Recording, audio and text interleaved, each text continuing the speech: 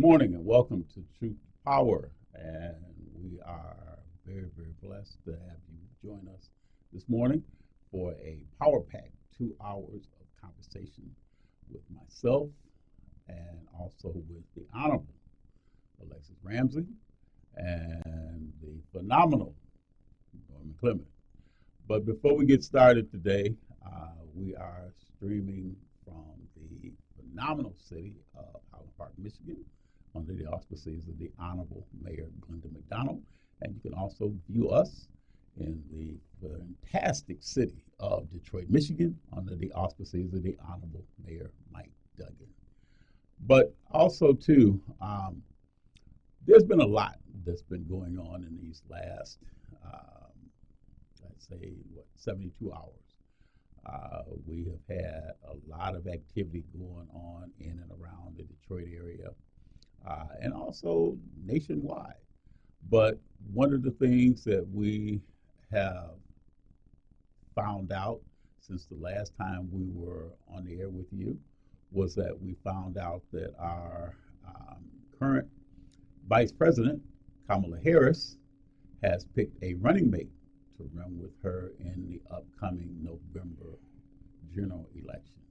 And that person happens to be the governor of the great state of Minnesota, and his name is Tim Walz, W-A-L-Z. And a lot of people had a lot of comments about who they thought was going to be the prohibitive favorite that she would pick. They thought it might have been Kelly from Arizona. They thought it might have been Shapiro from Pennsylvania and others. And even there was talk about the possibility of looking at our senator from the state of Michigan, Gary Peters. So, she made her decision and she brought him here to Metro Airport on Wednesday, and they had a fantastic rally that was attended by many, many people. Now, if you leave it up to the Republicans, they may say the number was different compared to the numbers that they've gotten in rallies that they've had. But it was a very, very sizable crowd that was there, over over 1,000 people that they packed into a hangar there at Metro Airport. And everybody was so pleased to see her running mate along with her. And it was very, very well attended. A lot of people that were there from UAW, from other unions throughout the state of Michigan, as well as it was also attended by some of the newly elected people that were there that were in attendance, along with the governor, the lieutenant governor, the current U.S. senator, as well as some of the other congressional people, and also by the current mayor of Detroit, Michigan, as well as the Wayne County executive and others that were in attendance there. So it was a very, very energized crowd, and they had people to come as early as 2:30 in the afternoon, and people that may have been there for a long period of time waiting to see her land as well as come off the plane. I think that there was no one that I talked to, or Norman, Alexis, that you may have talked to, that was there that said anything in terms of saying the wait might have been long, but it was worth the while for people that have been there.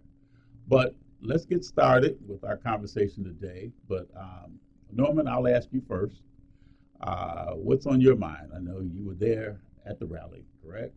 Yeah, I was there, and then the term that came to me is that ain't no fun when the rabbit got the gun. Say that again? It ain't no fun when the rabbit got the gun. Ain't no fun when the rabbit got the gun. Okay. Seeing that, before President Biden stepped down, we talked about far as him not doing many rallies, him not being able to speak. There's no enthusiasm. Then they don't have a clue. There were so much talks and negative pushbacks on the campaign. Now, It's excitement. I think she actually did an excellent job. Eric Holder was doing the vetting process. Tim Walz has everything what Michigan and more wants in policy and legislation wise when he got there. People have to remember in 2020, he implemented a lot of policies through his government, but he didn't have the power of the legislature as of yet. Fast forward now, they have reproductive freedom, also paid family leave. Also, if you are thinking about having abortion is covered by Medicaid in that state, what we wanted reproductive freedom here, they got the and plus more in that state right now. And there's a model for a lot of other states around the country. Also, the economy is booming in Minnesota. They had the Super Bowl. They're having tons of events there at the Super Bowl. And so also he's able to talk to the everyday person. He's a coach. And when you look at how he's talking to you, he's making it make sense. And the thing about it is that he's not coming from an Ivy League school. He went to Nebraska. He was a teacher. He's a teacher first. So he's breaking down the science of how things actually work, how not to blame others, how this government really works. And he's making it plain, which is so refreshing because Democrats, they have a notion of not making things plain and making it overcomplicated. And keeps it at a third grade reading. Yes. And so everybody's ecstatic about it. He's there to really wrap around the union guys and say, hey, we're for you. Look at the policies. Look what you're getting. And I think that she made a great decision on that right there. And the chemistry works together. Oh, absolutely. And, there's somebody, I know people had Shapiro, but Shapiro's a great orator, a great policy, but he also has issues with union, teachers union. And somebody working against you. Also, he's ambitious. And so I'm not sure that flow will work together with her and Shapiro. But this flow, as you've seen right now in the past 3 or 4 days, it's like they've been working together for 5 or 10 years. So I think she made a great choice on that. It's funny. It just kind of reminds me of you and Alexis and thinking that you two have been knowing each other for 5 or 10 years. And you two just met less than a month ago. Alexis, how's things going in your world? Everything's going well. I'm super excited about the outcome in the primary for Senate, Congress, in the 13th Congressional District, as well as a couple other races throughout the state. So for me, based on who I supported and who I was behind, I'm very happy with the outcome on Tuesday. And I think just to kind of bounce off what you were saying, Lauren, I think that our vice president did pick a great choice. I think that he aligns with most of the values that you said here in Michigan. For me, being a moderate kind of conservative Democrat, I think that possibly some of his views may be a little to the left, a little further left than what I would like to see. But at the end of the day, this is democracy, right? And I do believe that our vice president is more centered when it comes to some of the things that I believe in. So I think that it creates a great balance when it comes to a ticket that we all can get behind, right? So again, I'm looking forward to this race because the race started Tuesday, right? Tuesday night, the real race. And I think it's time for all of us to get ready, get mobilized, get behind the message for us to fall in line, right? And all this falling in love is great, but it's time to fall in line. Absolutely. And picking that, my brother is a conservative, moderate person, independent. He likes to pick. Okay. He vibes with it. He said, well, I'm getting more comfortable with the Walz pick. I'm talking to other folks who are lean Republican, never Trumpers, like, I'm comfortable with that pick because, I think we're going to get some fair balance of what's going on. And so a lot of people who are never Trumpers, can't stand Trump, are going to fall in line with that pick. They're not looking at the third party anymore or fourth party, stuff like that. So that's the notion. It's funny you said that. That's the notion that I've been hearing about that part. The other part is this primary. Well, let's not get there yet. Let me say this back. Let's kind of stay on the presidential and the vice presidential. So now, as some of you, some of our listeners, some of our viewers know, they have decided upon one debate between the presidential pick as well as for the Republican side and the Democratic side. And there's talk about having that debate on the 10th of September. Mhm. Now, they've talked with the networks, so there's conversation also about 2 additional debates Mhm. as well, in the month of September. So just do you think in terms of say that what are your projections or what do you think how this debate is going to go? Because I think that they're working out the logistics about where the debate is going to be at, what city, what state it's going to be held in, Mhm. and probably all of the other, parameters about the debate Mhm. as to, like they did when they had the presidential debate between Biden and Trump.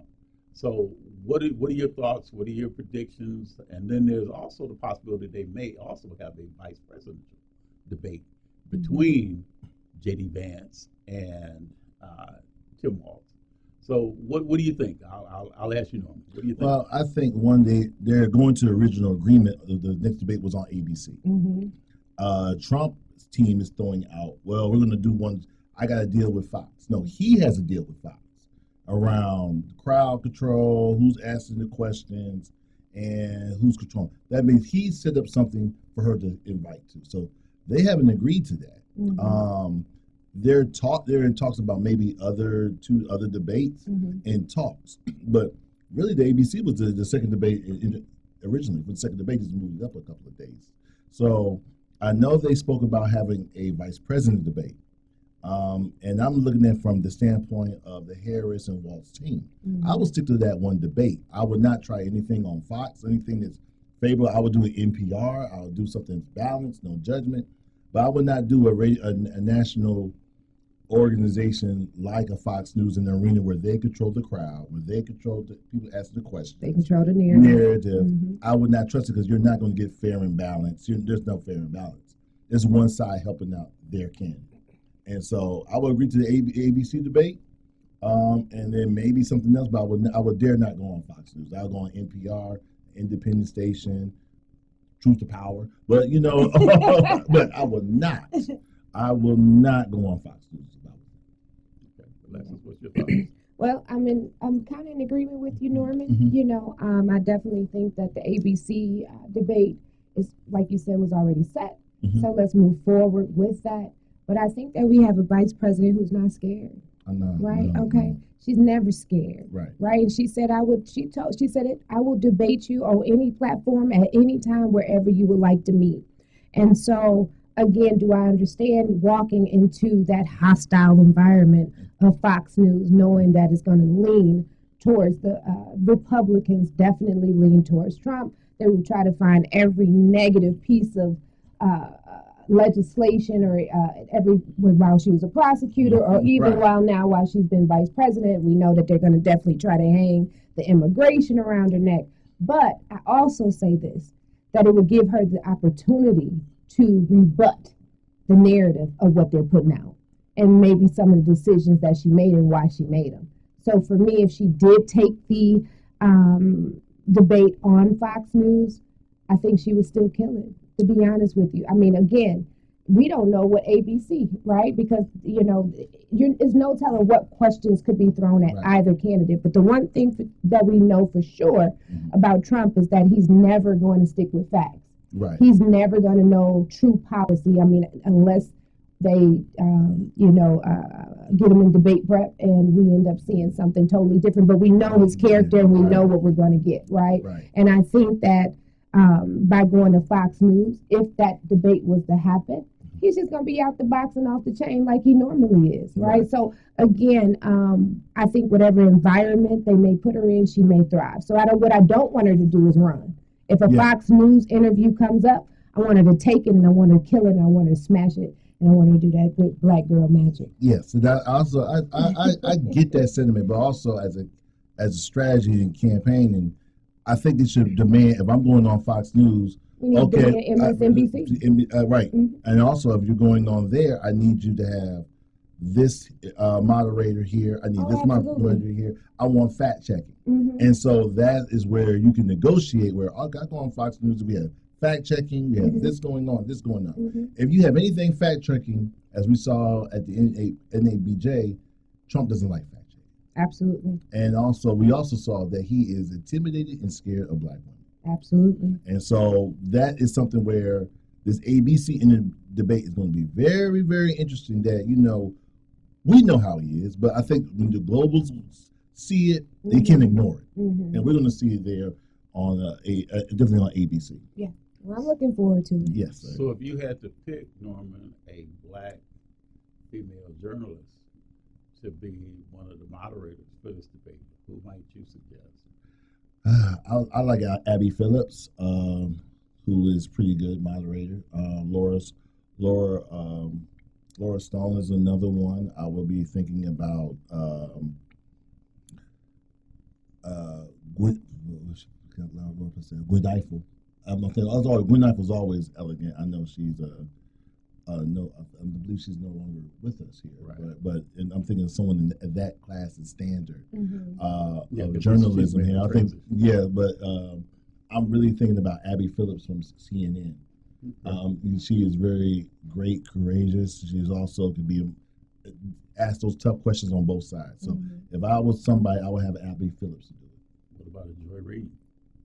Oh man.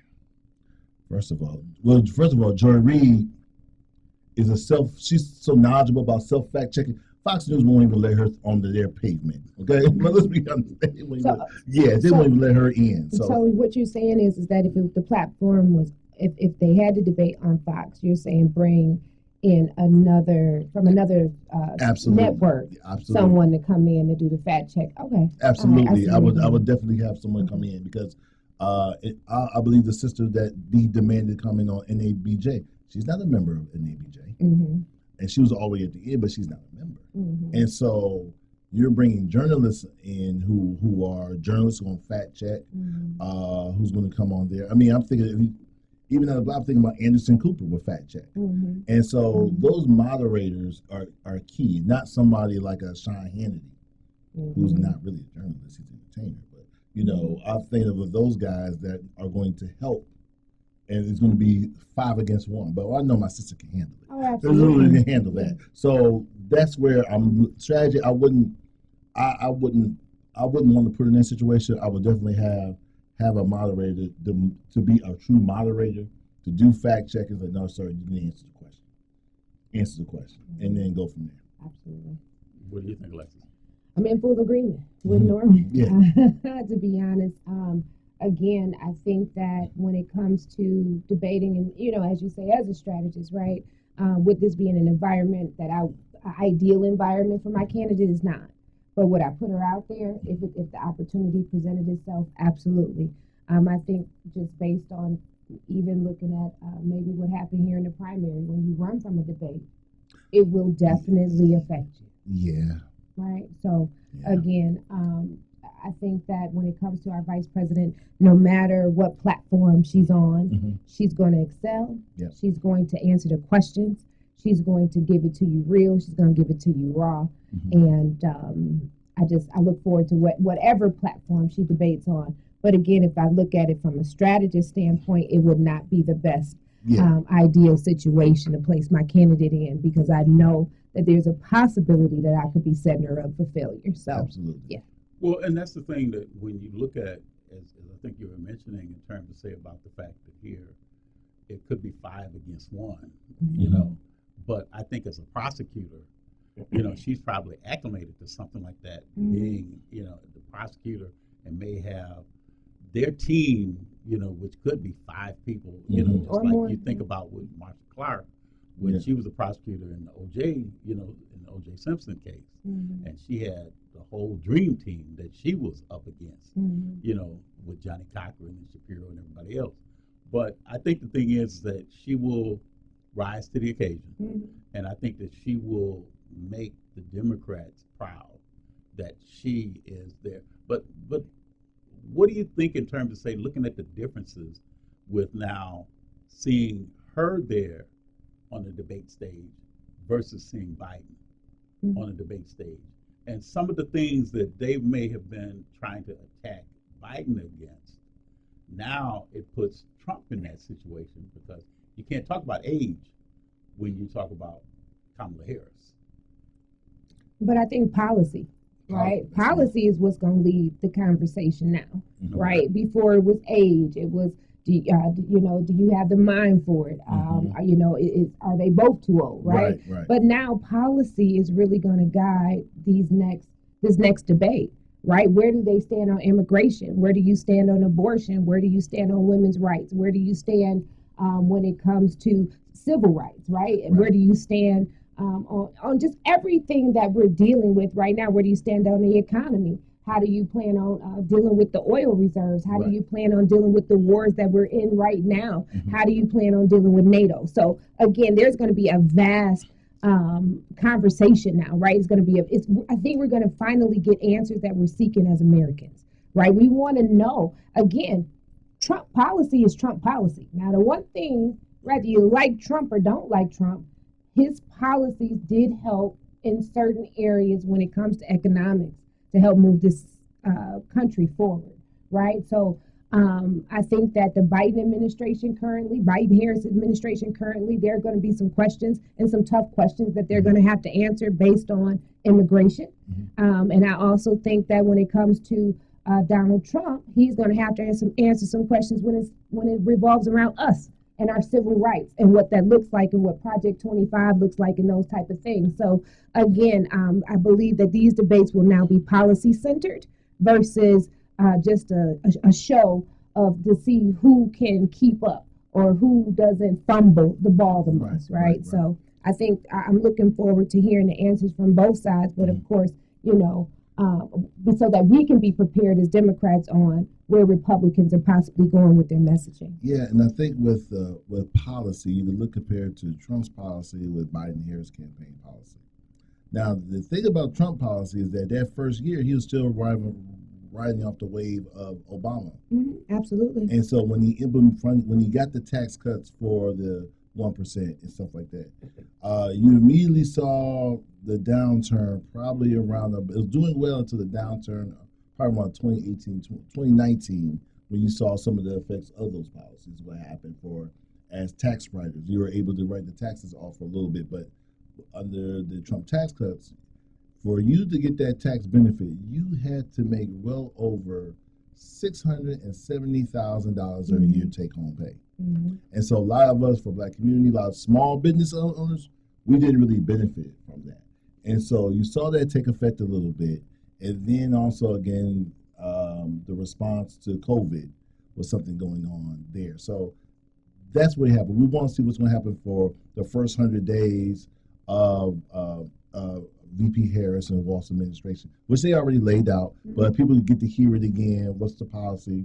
What is Trump's policy? Trump's policy is 2025. That's Project 2025. This policy is already out there. And so getting to hear those two things, we're really anxious to see. It's a debate where he's going to be on the defensive. He has to put it out there. He can't say those things about it because the clapback's going to be real for him. Oh, absolutely. But, I think for me, I'm looking more at the tariffs, right? Yeah. That they placed on China and other regions, right? Where does the Harris campaign stand when it comes to that, right? Because, again, those tariffs were put in place by the Trump administration, and the Biden administration left them in place, right? Yeah. So those are the things I'm kind of looking at when I say in policy-wise. Again, Project 25, I'm very concerned about that. I'm concerned, again, about immigration and what are we going to do to slow down all these immigrants, right, coming into our country. I mean, that's just where I am as a conservative Democrat, right? I think that we need to slow it down, right? I'm not saying that, we don't welcome everybody, because we do. Right. But what is our vetting process? How do we plan on protecting our borders and things like that? And those are things that I'm very concerned about. How do we plan on still taking care of Americans while we're putting all of this additional people, right, onto our budget who are coming in as immigrants, right? And we're providing health care and stimulus funding and homes and cars and giving out debit cards, right, and things like that. So I need to, as a conservative Democrat, those are the things that I am concerned about, and what I need to know, what the Harris administration may do different than what the Biden-Harris administration did. And I think with the issue with, there is some information there, but there's also a lot of misinformation where we know that right now we have a job shortage of 5.6 million jobs not available. Unfortunately, during COVID, we had over 2 million people die during COVID, on top of other mass deaths. So right now, as a nation, we don't have the population or the people to do the work or the job. And so I know there's a lot of stuff where they did work on with Honduras, in Central America, with that triangle area about stopping the flow of immigration, with our policies interfering in those nations and stuff like that. We also talk about climate change, where some of the cocoa beans are not growing as properly, so folks have to travel north. Climate change, most important. Very most important. I think with us on the border, there has to be a humanitarian effort where the Trump administration and under Jeff Sessions had kids in cages, had women come over here, they had the uterus removed. And so there's a thing about border control, but we have to do it with a humanitarian difference. I also understand your sentiment where people are coming from up there getting dropped off from Texas and Florida, putting those stupid policies in where we're going to ship them to Texas, even though the rise of fruit is because you don't have a lot of people coming out there to pick the fruit, the farmers, the corn and all that. Not saying that those are the black jobs that Trump's talking about. And so that's a notion that we have to understand that folks are doing those jobs for us because they want to. That's the other way they ends meet. They go and do those jobs and they leave back they go back home for the summer. So agriculturally, how are we affected with these folks not working here and the rise of food prices right now?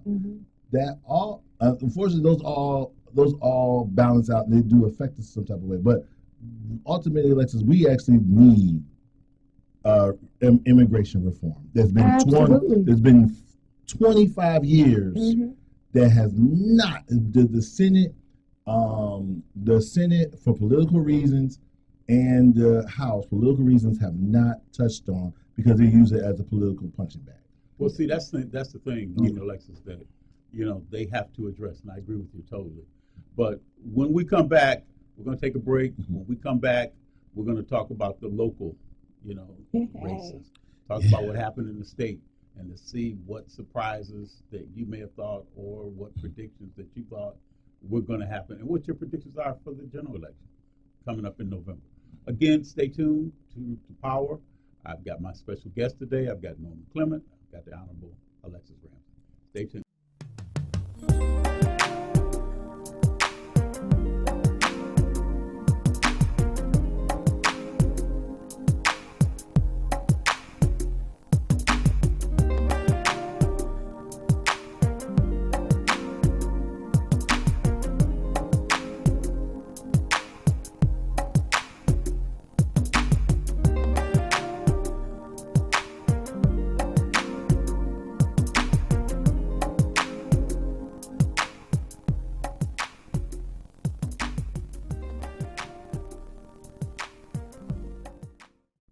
TV 33 is moving to WHPS TV channel 15.2. Make sure to rescan the channels on your TV.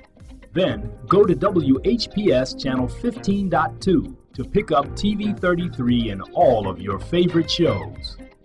The move is on, and we want you to move with us to WHPS channel 15.2. Hi, I'm Eric Sabria, your Wayne County Treasurer. If you're living in a home of a deceased family member and you're facing property tax foreclosure, the probate process can be helpful to you. If you file a probate petition and notify our office, the foreclosure proceedings will be halted during the probate process. Contact us at 313-224-5990 or email us at taxinfo@waynecounty.com. We're here to help.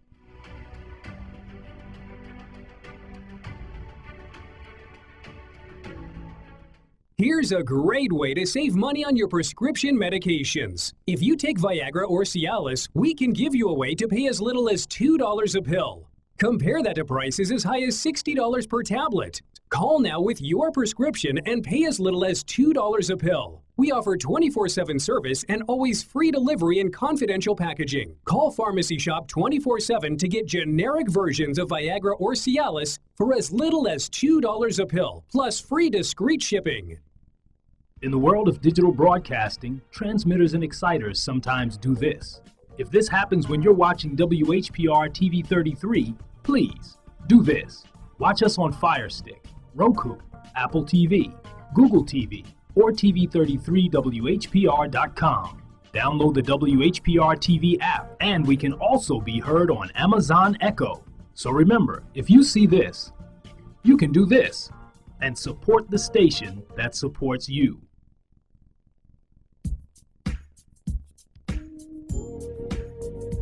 Tune in to the I Love the Hustle show, Saturday afternoons at 12 p.m., followed by Mr. Smooth's Ballroom and Steppers Express Dance Show on WHPR 15.2 Detroit, Apple TV, Roku, and many streaming platforms. See you Saturday.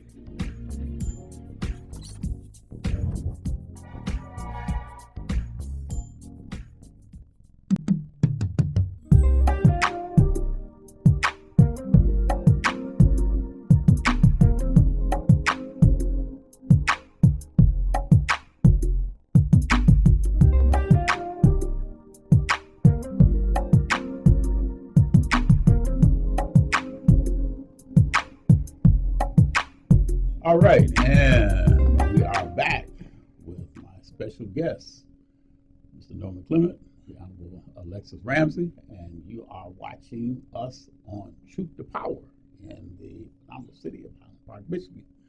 But, you know, we've talked about the potential when it comes to the presidential and the vice presidential race coming up in November.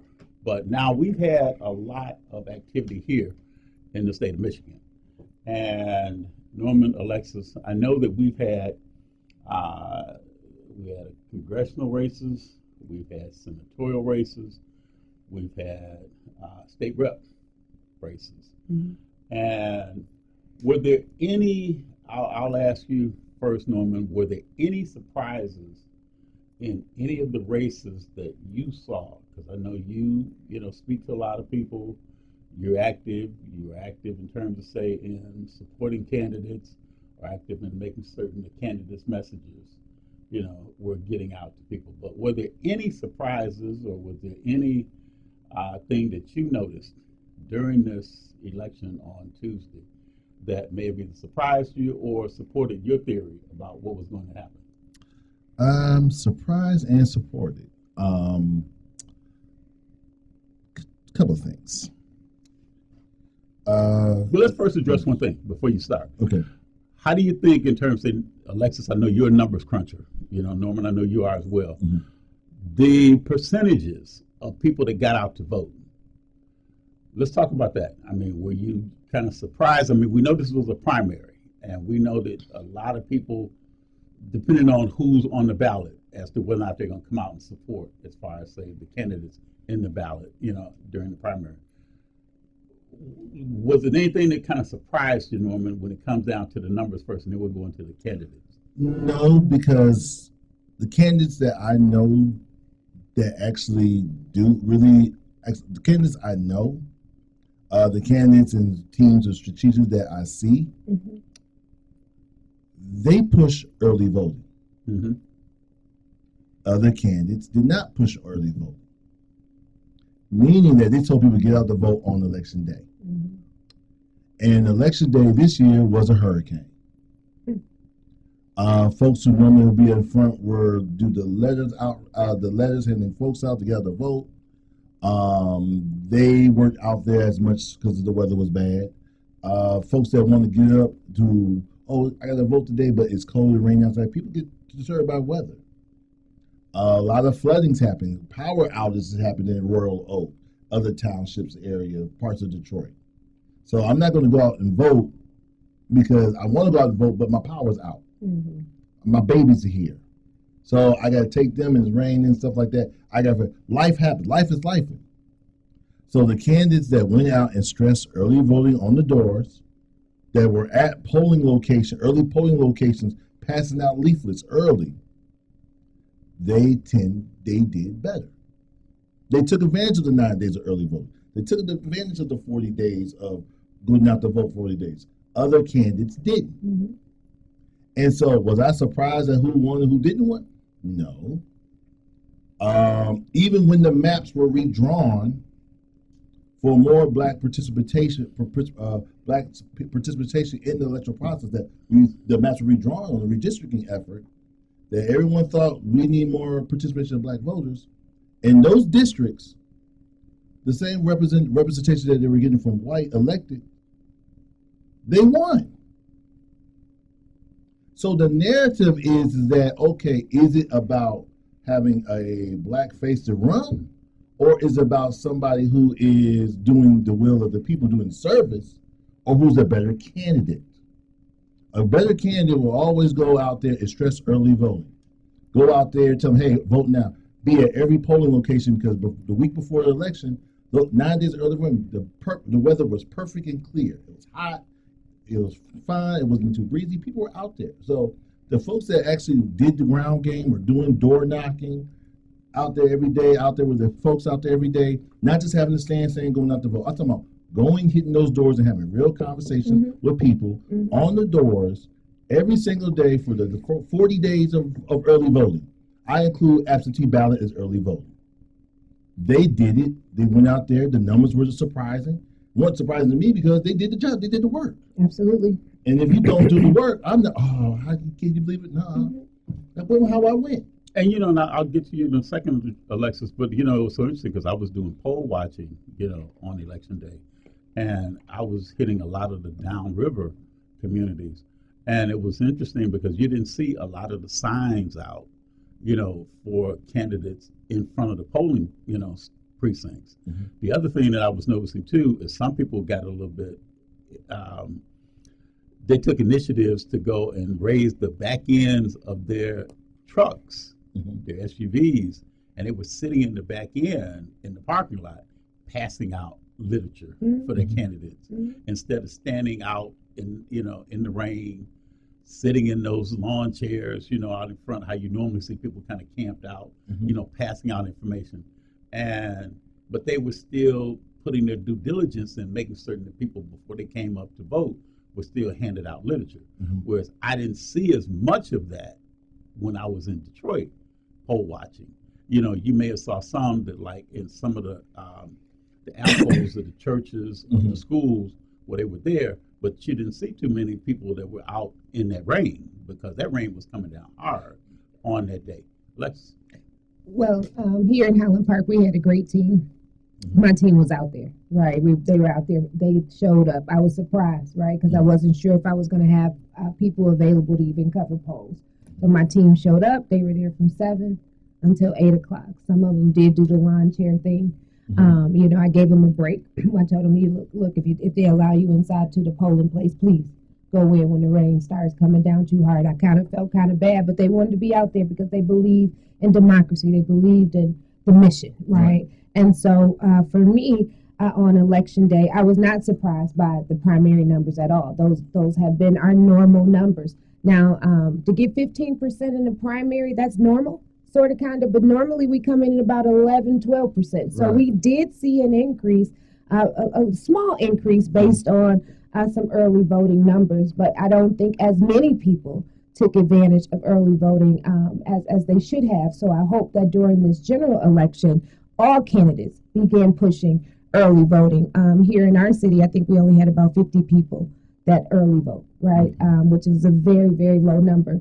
But again, I think all candidates on the Democratic side, let me stick with that. I need to get out here and push and say, hey, we have 9 days early voting. Let's get ready to get this done. Because again, we don't know what November 6th may look like. None of us thought Tuesday was going to have the storms that we had. We anticipated some rain, but never, like you said, Norman, the hurricane hit, right? And so, again, I do think that played a factor in some of our numbers for that day, but I'm not surprised to see 15%, 11% in some areas, but then also in your normal areas of Dearborn and Macomb County and other outlying counties, they still had a high number of participants in the race. So the question, I guess, for me is how do we get our people out and get them excited and going to the polls and participating in early voting as well as just voting, period, right? Yeah. So I think we have a lot of work to do on the ground to say, hey, your vote counts, and also to let people know this time we're not crying wolf. You know, I was having this conversation not too long ago, because a lot of times you hear democracy's on the line, democracy's on the line, democracy's on the line. We've been hearing that since President Obama, or well, prior to that, President Bush, Clinton. We can go all the way back to Clinton. Democracy is on the line. But I think now, again, it's kind of like that crying wolf situation where the little boy kept saying, oh, the wolf is there, and there was no wolf. And he'll go tell his family, the wolf is there, and there was no wolf. Well, guess what? The wolf is knocking at the door now. Right. The democracy, when we say this now, we mean this with everything in us, that democracy in this particular election is on the line more than any other election we have ever had in our lives. Civil rights is on the line. Voting rights is on the line. How we operate and being counted in a census is on the line. So when we say democracy, we're not crying wolf this time. No. The wolf is knocking, he's at the door, and he's ready to bite. So we need everyone to participate in this upcoming election. Yeah, and then on top of that, he's already said, just vote one time, we don't have to do this ever again. Absolutely. He told you what happened. The writing's on the wall. Right. And even then, well, you know, we can run for our governors. No. He's eliminating all elections. Mm-hmm. The other part of 2025 is he's talking about appointing people to be states, governor of this, governor of this. He is actually acting as king. This is his plan, because they do it in Russia, they do it all over there in Hungary at the same time. They don't have elections for the provinces. He appoints this person or appoints this oligarch to this province. That's what he wants to do. And once he's in, he's never, ever going to leave. And so only way you take out a tyrant or a dictator is always through what? Civil war. And we don't want our babies to think that. This is not being naive, it's not trying to scare nobody. We are here. Yes. Okay, well, Norman, so looking at the election and the election results, what surprises or what were you most amazed at when it came down to this election? The congressional. And I'm amazed at that is because Mary Waters and Cherie Tanadar were running. And, you had the outside counties, he definitely won overwhelmingly. I was shocked at Detroit. She had 17,193. Cherie had 17,234. And then it was also a Shakira Hawkins. Shakira Hawkins. You won citywide as your seat for council. That number shocked me because, number one, you're vulnerable next year for your council seat. Why do you say that? Because she won citywide, and so citywide we had probably over 100,000 people probably support her on those council seats, with her versus Janae Ayers and Coleman A. Young. For her to only get 34,000 people to come out to vote, and she lose the city of Detroit, even by one number. That speaks volumes. That speaks volumes, because even with Hawkins there, she's supposed to win that. Tanadar is supposed to only get maybe 3,000, 4,000 votes out of that. I had no expectation. When I saw that, I was like, whoa, wait a minute. That's other implications going in. And I think where Tanadar's team did is that when it came down and people were talking about her, they hit the streets. We did the work. I gotta give it to. We did the work. We knocked doors. You understand what I'm saying? We got out to events. We were touching the people, right? So people want to say, well, how did this happen? We did the work. When you do the work, you get the results. You said that earlier, yes, right? So when you saw teams knocking doors, right, especially in the downriver area, Grosse Pointe area, also in the Detroit area, right? We focused on the areas of concern. We looked at precincts that he came in low in, and we targeted those So again, no, not going to give away the whole strategy, but at the end of the day, we did the work. We touched the people. We knocked doors. We did everything that we needed to do in order to make a candidate successful. And when you don't do the work and you think that your name It's just going to carry you through. This is what happens, and this is the result. And this is where Darwin, we was Wednesday morning quarterbacking, looking at this stuff, looking at the film with folks. I talked to Ishmael, Kermit Williams out there. We looked at it, and at the same thing, we said it at the end of the day. This is the end of the era of name recognition politics. Absolutely. And folks who are strategists, I'm looking at the camera. Folks who are strategists who've been doing this for a while, how it used to be is no longer that anymore. It is about relationships, tangibility, politics. It means talk to me, come to me, and what are you going to do for me lately? Absolutely. Not on hope or dream. What have you brought to the community now that I could touch, see, feel that helps my pockets personally? Though the name is no longer. You cannot just run on your name.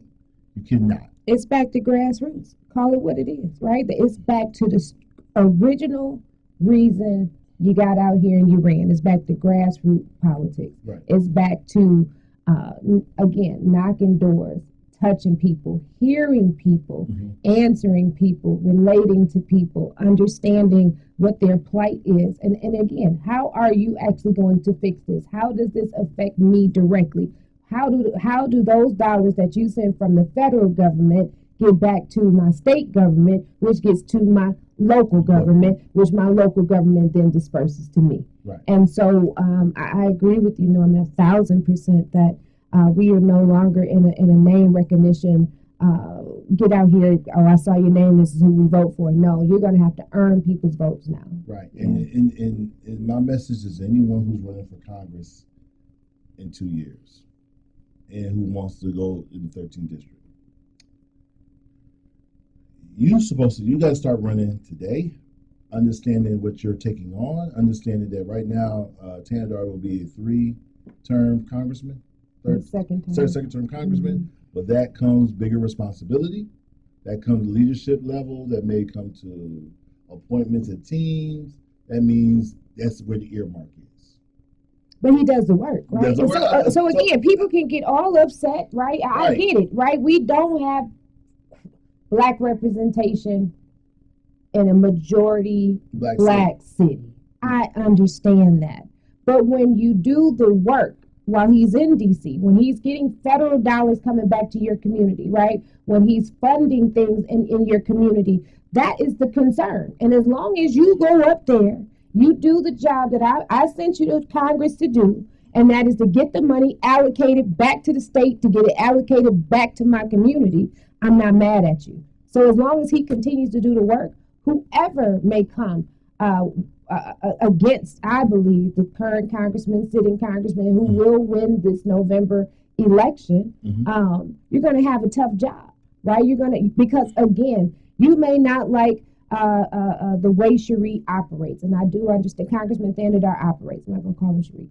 Congressman Thanadar operates, but at the end of the day, he does the work. Period. He goes. He supports policies that benefit us. He supports policies that will help move our communities forward. He allocates dollars. You could call his office. It was a story that a woman here in my city, Highland Park, who had a housing problem, who lived in our housing commission for over 15 years. Our housing commission is going through a change right now, right? And so she reached out to Congressman Thanadar's office, then who reached out to HUD, who found her placement, right, for her to live. So at the end of the day, he has a team of people around him who's serving the constituents, as well as when he goes to Congress and he goes on that floor, he's fighting to bring money back to Michigan. And as long as you're doing that, I'm fine. You don't have to be black for me. And you touched on that, Alexis. And that's where we come with redistricting. We come back to changing the maps where we look at the bigger picture of, okay, is it about the color or the representation, or is it about somebody doing the work? And remember, these maps of the state house maps just changed earlier this year. Absolutely. So people say, oh, we got the maps changed, so we're going to have some black representation. When it came to election day, Regina Wise won. Folks ran unopposed on the other spot, but other people actually, I think, man, Stephanie Chang won. Mm-hmm. Mike McFall won. Mike McFall won. Mm-hmm. McKinney went unopposed, but he was in the white district before. He still won out there. Absolutely. So, is it really? Again, it is about folks who are doing the work. Yes. The work is always going to epitomize anything that you say. It's about the work and you're doing it for the people. Mm-hmm.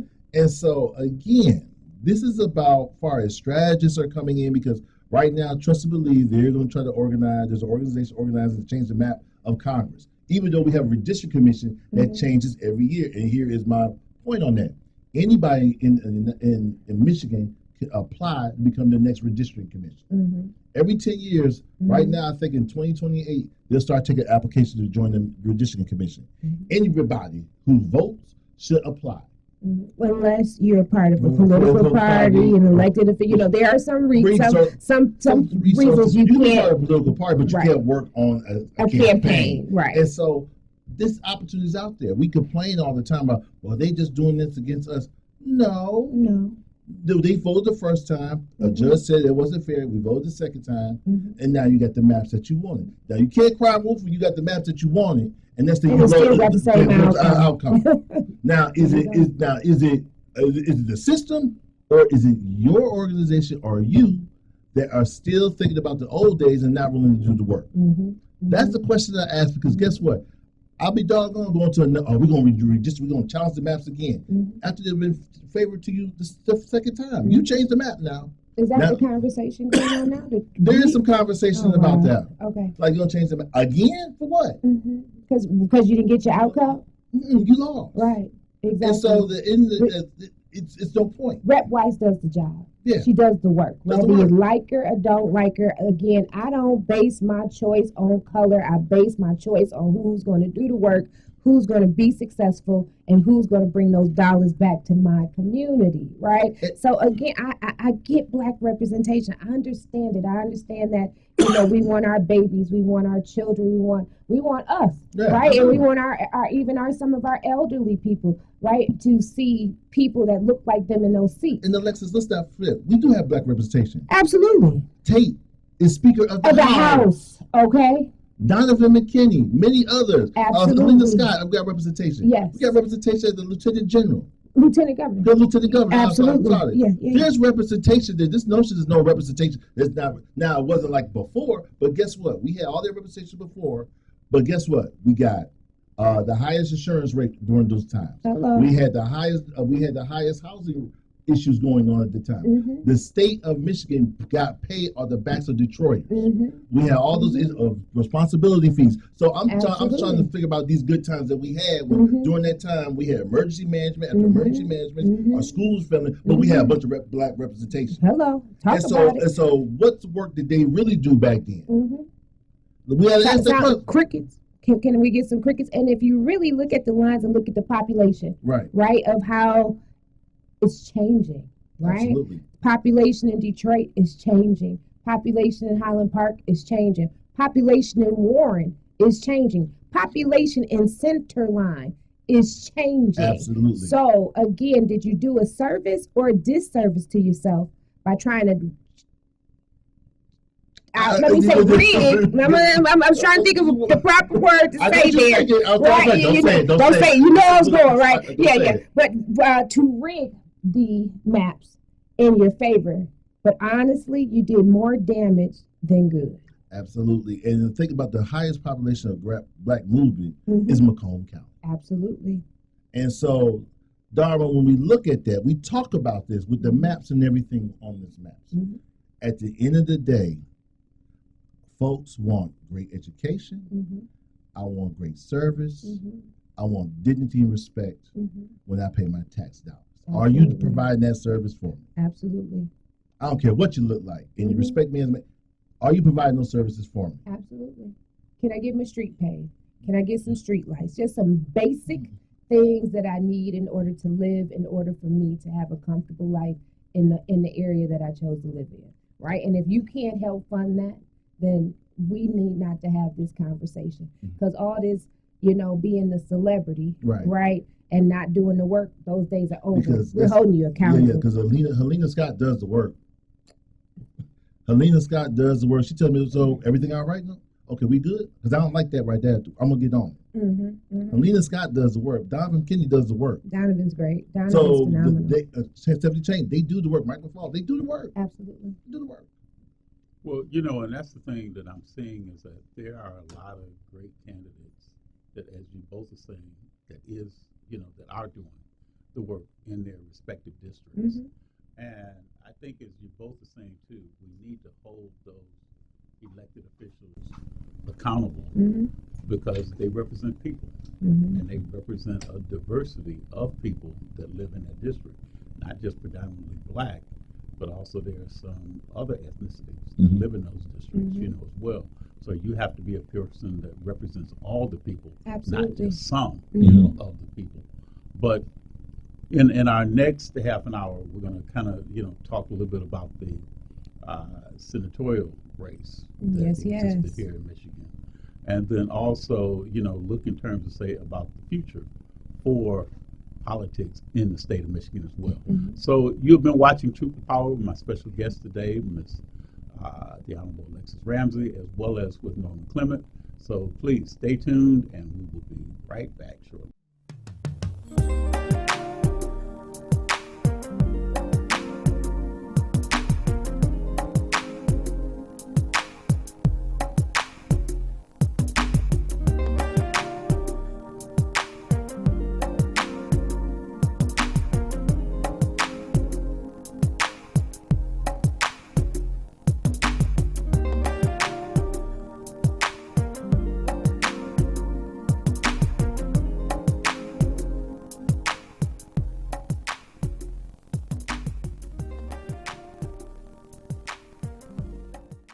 Here's a great way to save money on your prescription medications. If you take Viagra or Cialis, we can give you a way to pay as little as $2 a pill.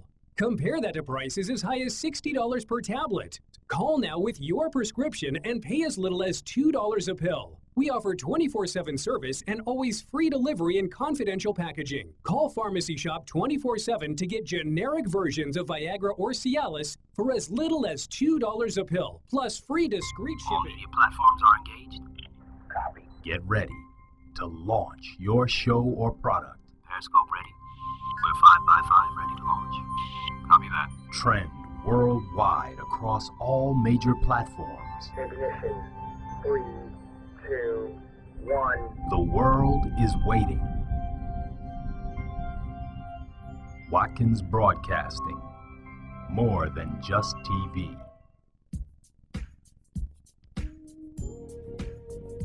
Tune in to the I Love the Hustle show, Saturday afternoons at 12 p.m., followed by Mr. Smooth's Ballroom and Steppers Express Dance Show on WHPR 15.2 Detroit, Apple TV, Roku, and many streaming platforms. See you Saturday.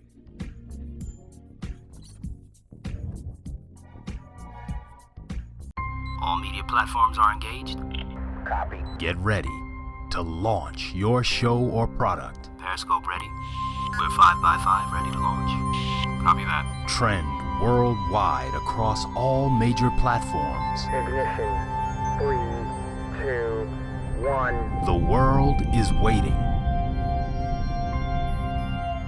Watkins Broadcasting.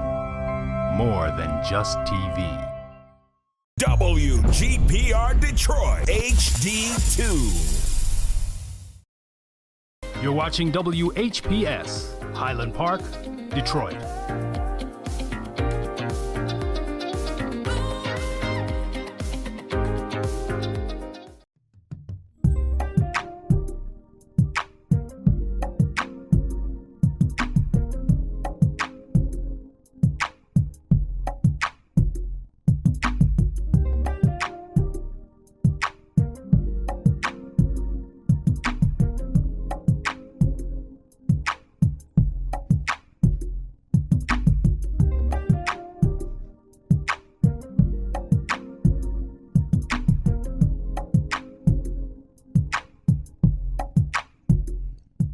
You are watching Truth to Power with my special guest, the Honorable Alexis Ramsey, and Mr. Norman Clement. I am your host, Darwin Griffin.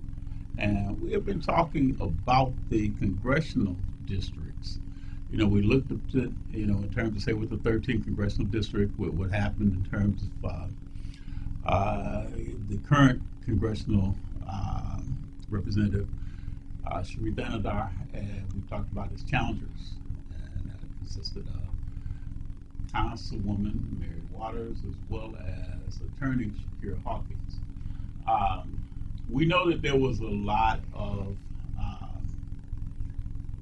buzz in the beginning, because we know 2 years ago there were probably close to 12, 13 candidates that ran in that district race a couple of years ago, and there was a lot of talk about why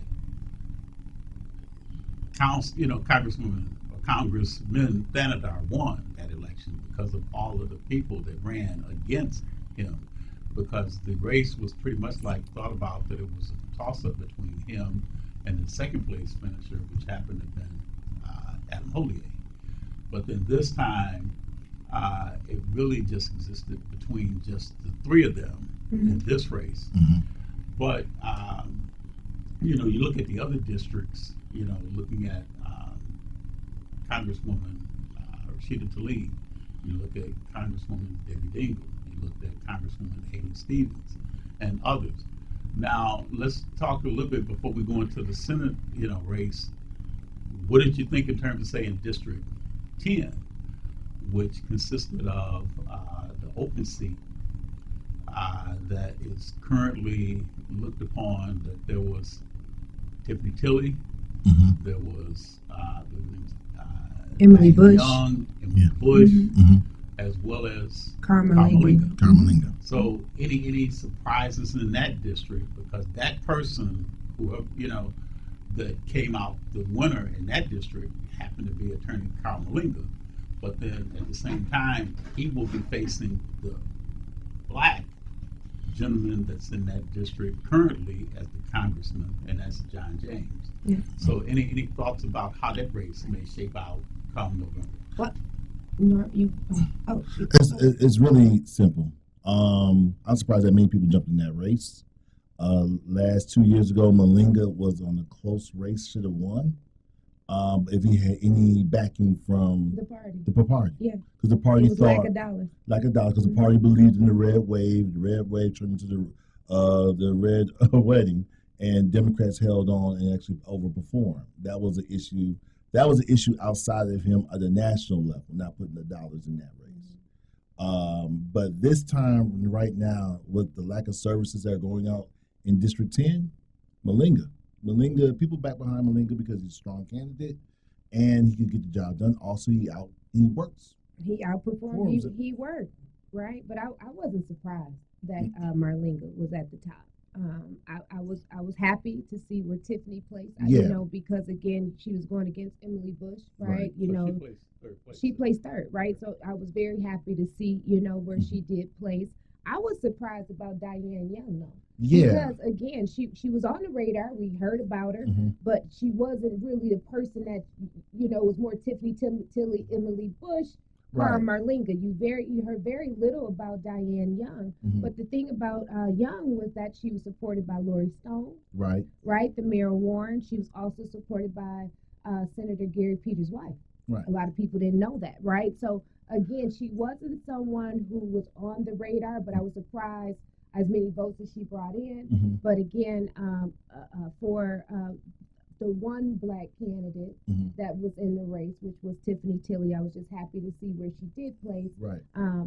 Again, because Emily Bush, I had looked at it. I really thought it was going to be honest. I thought it was going to be Marlinga, Bush, wherever Tiffany or Diane may have fell, right? So I was totally surprised again when it came to Diane Young's position, but was I surprised to see Marlinga pull it out? I wasn't. But that also plays a part of the demographic shift in that district. Absolutely. And so how that district is used to be red period, now is more moderate, there's more it's more Democratic. Yeah, more Democratic district. There's more African Americans and people of color, let me just say that, of all nationalities that are now living in that Warren, Macomb area. Yeah, right? High Asian population. Very high Asian population. So So again, I think that we need to get behind Marlinga as a candidate. I think they're going to have to drop money into that race. But do I think that he has an absolute chance of beating John James just based on the numbers of what I looked at? He does. Yeah. He has a good chance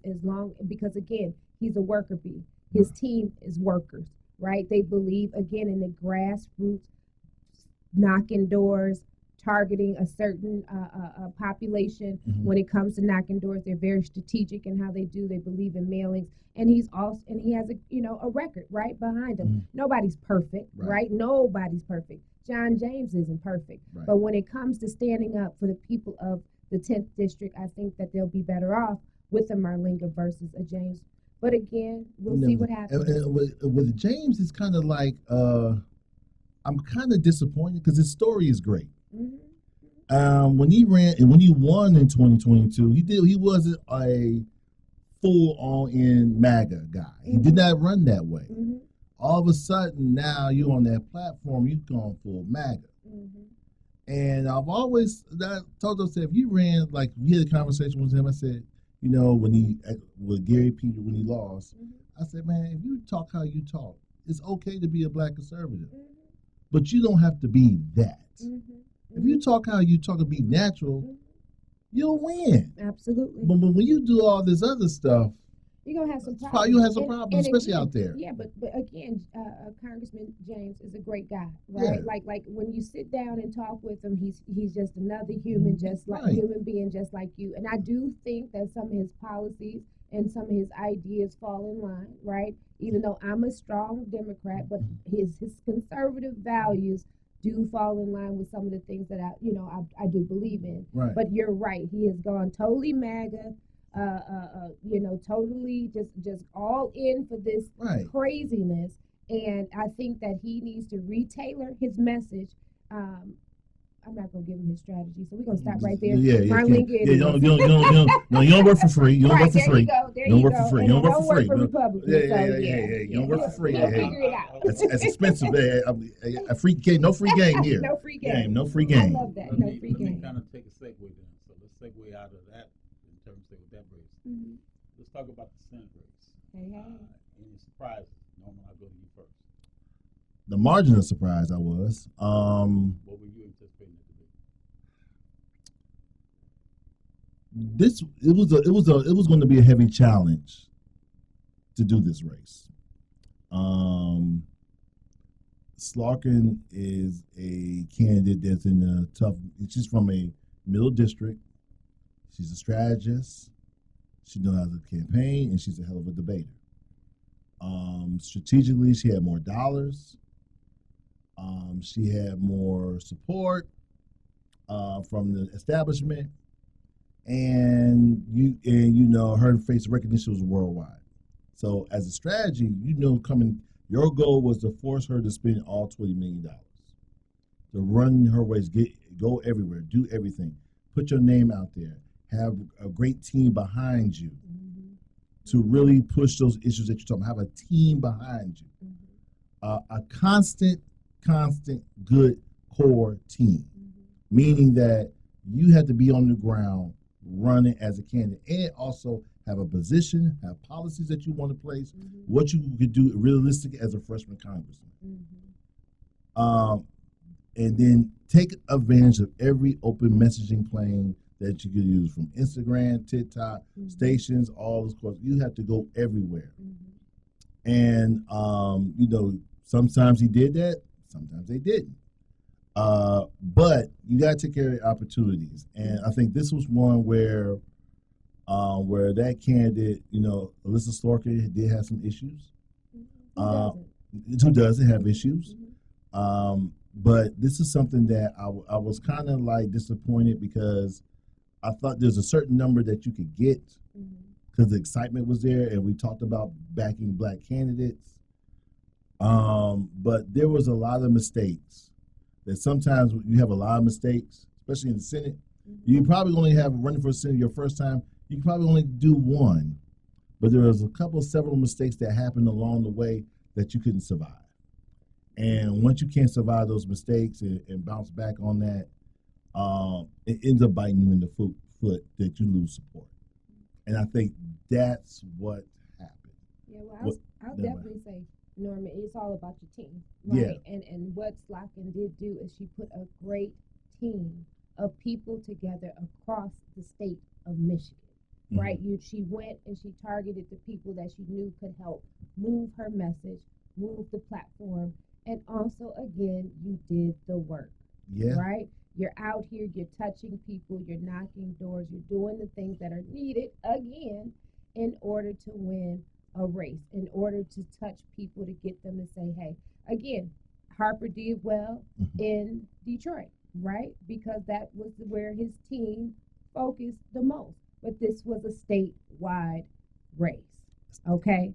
Again, when you build your team, you need to learn to build a team that can move you across the state, not in just one or two areas that were your main focus. And on top of that, I was very happy with the outcome. I know you. Right. We had anticipated, again, and even with the numbers the way they came out, we anticipated a win, but again, the numbers, like you said, were a lot higher than what we had even anticipated Right. on in that particular race. But what I also will say is that where he failed, let's just call it what it is, he failed to put together a good team of people. The team that he had around him was not a good team. They did not move his message forward. They did not do the things that were needed to galvanize people. They did not get out here to do the work, but then he also didn't have the money. And my thing is this, in any Senate race, you need no less than $10 million walking through the door if you plan on running against a seasoned candidate. Yeah. And so if you were not able to gain the dollars needed in order to even be effective. Yeah, I think that the team aspect of it is something that we definitely need to look at. He had a terrible team. Yeah, Call it terrible. what it is. Let's Let's not sugarcoat it. Yeah, Let's not sit here and make it seem like, woe is me. No. But also there's constant transitions during that team. So, but that's what I'm saying. So it was a bad team team because you didn't have anything solid. Like you said, it was constant transition. I think he changed his campaign manager, from what I understand, maybe 2 months going into the 2 months or so prior to the primary election, right? So if you don't have stability, but to me, that spoke volumes about you as a person, because you want me to send you to Senate, but you can't even keep a campaign team together. Another thing, you out here making promises on things that you actually cannot get done, okay, as a freshman senator, right? So you're not talking to dummies here. Don't sit here and tell me, oh, I'm going to change this, I'm going to change that, I'm getting ready to do this for you. You're not doing anything. You're a freshman senator. Take several seats and figure out the job once you get to D.C. So again, his messaging was off. His team was terrible, and he didn't have the money in order to be successful. That's why he lost. So what I'm hearing is, and I'm going to make it plain. This was a question. Do you think that with all that going on, there was a silent uprising against him to say, you know what, I can't deal with this no more? And everybody turned off? Because the thing about it is that his name alone, he had name recognition. People had hope and aspirations for him to win. Did he really have name recognition? But that we talked about that already. With name recognition doesn't work anymore. But the thing is this: the aspiration was there, but to lose your race, I can understand if you lose your race in an hour and a half or 2 hours and stuff like that. 15 minutes. Absolutely.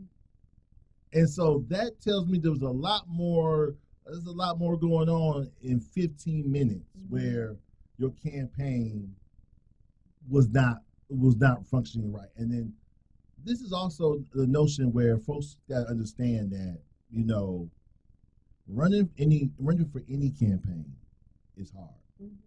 Even if you're running first grade, second grade, third grade, fourth, it's hard to get people. People have to buy into your message. I take my hat off for him even putting his name out there. I do. Take my hat off to him just even wanting to stand up and say, hey, this is something that I want to do. So I'm not knocking him in that type of way. Right. But what I am saying is when you do decide to to become that candidate, when you do decide to put yourself out here, just make sure Right. that you have the dollars and the team that can at least And also you got to get test. you And some also type you got of to test momentum. Also you got to understand testing the tea leaves. Now for his team members, I think he Bad decision. bad decision making, and also those folks that let's call it. Some folks wanted to push this narrative because they wanted to revitalize their career around him. No, too. Let's be real. Let's be real. So Yes. some ways like taking advantage of something where you put him in a bad situation. They're just to take his money as well. Some Right. people just needed some dollars Yeah, because they didn't have a job. that part is where you have to really, if you're going to run, you have to really test the true tea leaves around and say, hey, can I do this? Is it possible? Can I do this? Now, with that happening, it puts a very, very, very bad light on black strategists, organizations in Michigan. That's the damaging part. That is true. That's the damaging part where, as a strategist, as a black community, as a organizer for a long time, strategist black community, some of their candidates they pushed did not win. Some did, some didn't. And so on the national level, from a Democratic nationalist or Republican national level, coming to them as a trusted partners to really pick candidates, now that is questioned. Well, I will say this when it comes to Slockins, that she had two powerhouses, and both of them are African American, and that's Tara and that's Alexis. But also on top of that, when she entered the race, I can remember January 2023. She asked, "Okay, what are my weaknesses? And what are my strengths? And what are my strengths?" And I told her, I said, "Look, her issue is that the black community does not know her." Absolutely. And she made it a point, though. She made it a point to come to the black community. She made it a point to say, hey, I know I'm weak here. I know I'm not strong here, but I'm trying to learn your issues. I want to know more. I want to know how I can help. I want to know how I could be a better representative for you. So she wasn't scared to come in to try to fix what she knew she lacked. And I could go back to the NAACP dinner where she was not on the dais. She was in the room. And what she was doing, hey, how you doing? Meeting everybody that came in, because Biden was here. So guess what?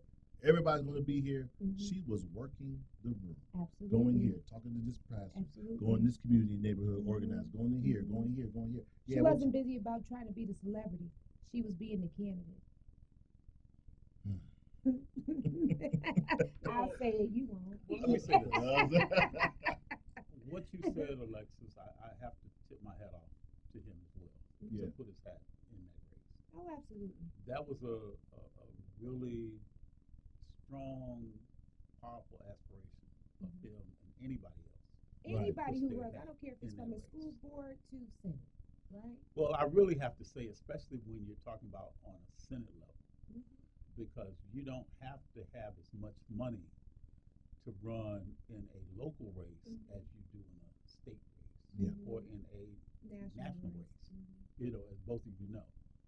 The thing that I look at is that when you are running, you have to galvanize all of your team. And the thing is that there were 5 people that were in that race in the beginning. Because as I know you both know, when that race first really jumped off, you had some candidates that made their announcement early. Like, as we know, Slotkin made her announcement early. We know Nassib Beydoun made his announcement early. Then you had Pam Pugh, then you had Leslie Love, and then you had Hill Harper. Hill Harper had his launch July the 11th of last year. And it was down right across the street from where his roasting plant, where his business is at.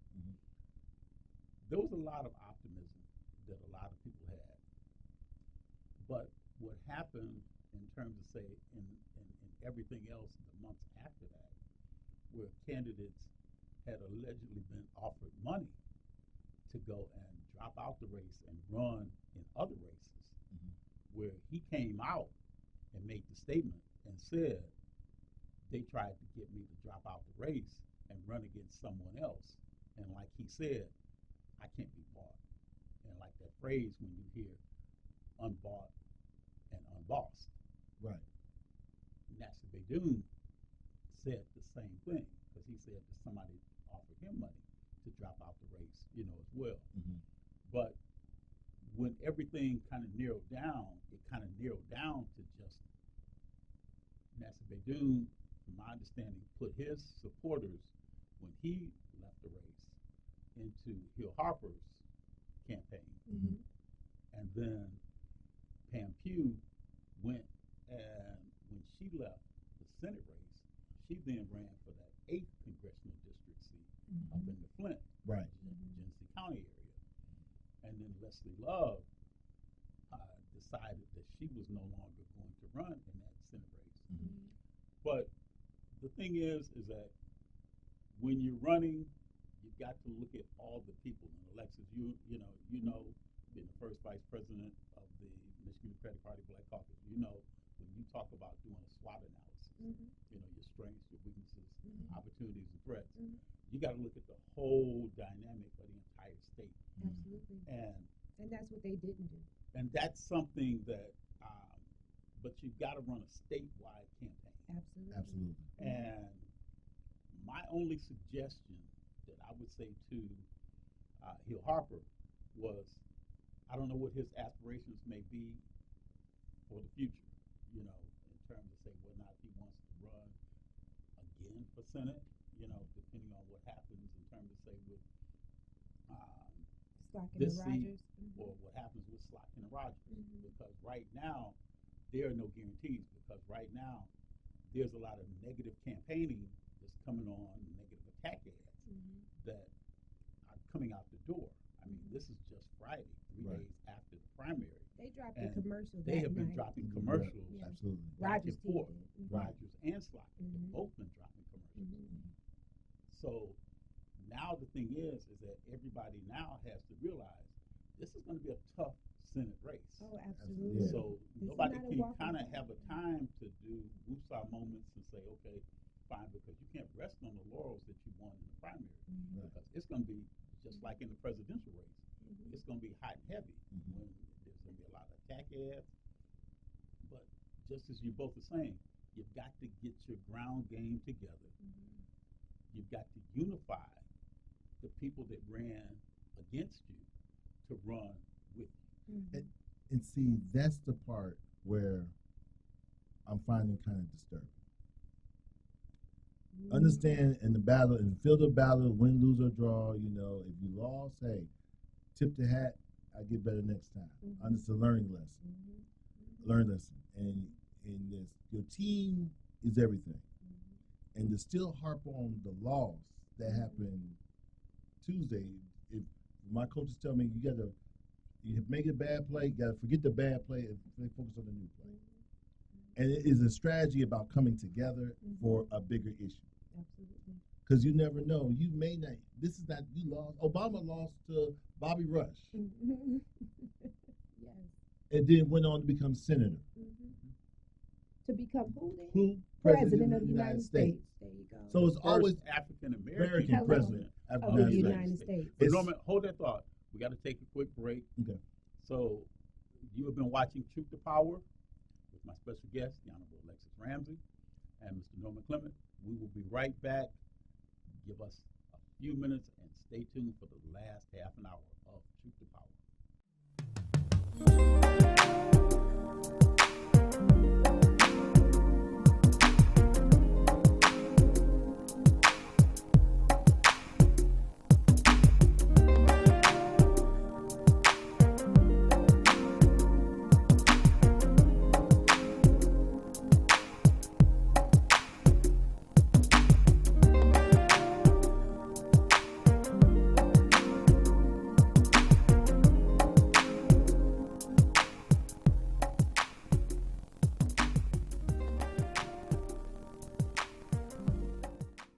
In the world of digital broadcasting, transmitters and exciters sometimes do this.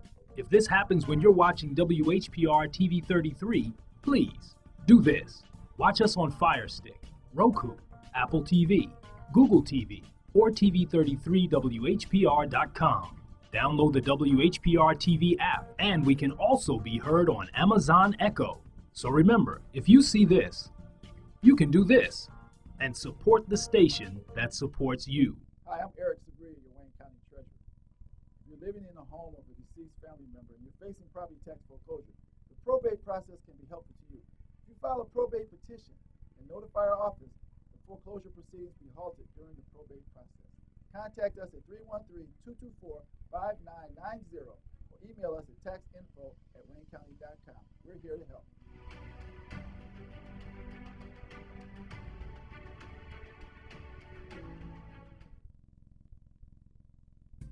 Your radio is now on TV. Your TV is now on radio. WHPR 88.1 FM can now be heard and seen worldwide. The same platform that hosts all of your favorite content now has WHPR TV and radio. Have your own radio or TV show on Roku with approximately 8 million homes. Debut your music video, clothing line, church ministry, plays, or products. A limited number of slots are available, so act now. For more information, visit RokuDetroit.com or call 313-868-6612. You heard about it. Now come be a part of it. Roku Detroit Worldwide. Approximately 8 million viewers. Tune in to the I Love the Hustle show, Saturday afternoons at 12 p.m., followed by Mr. Smooth's Ballroom and Steppers Express Dance Show on WHPR 15.2 Detroit, Apple TV, Roku, and many streaming platforms. See you Saturday.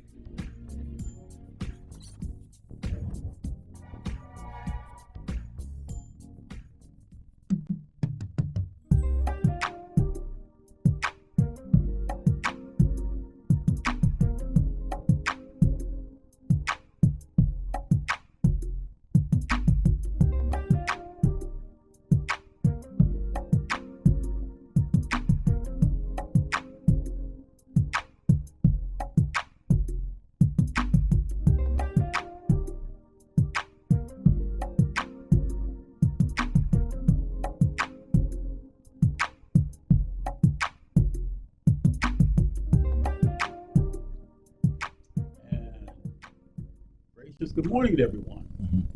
We are on Truth to Power, and you are viewing us in the phenomenal city of Highland Park, Michigan. And I've got two special guests with me in the studio, Honorable Alexis Ramsey, and also Mr. Norman Clement. And I know I'd be remiss if I didn't allow each of you to mention, Norman, your company, and Alexis, what you're doing. So I am a founder of two organizations. We have a C3 called Detroit Change Initiative, and we also have a C4, it's Change Initiative Action Fund.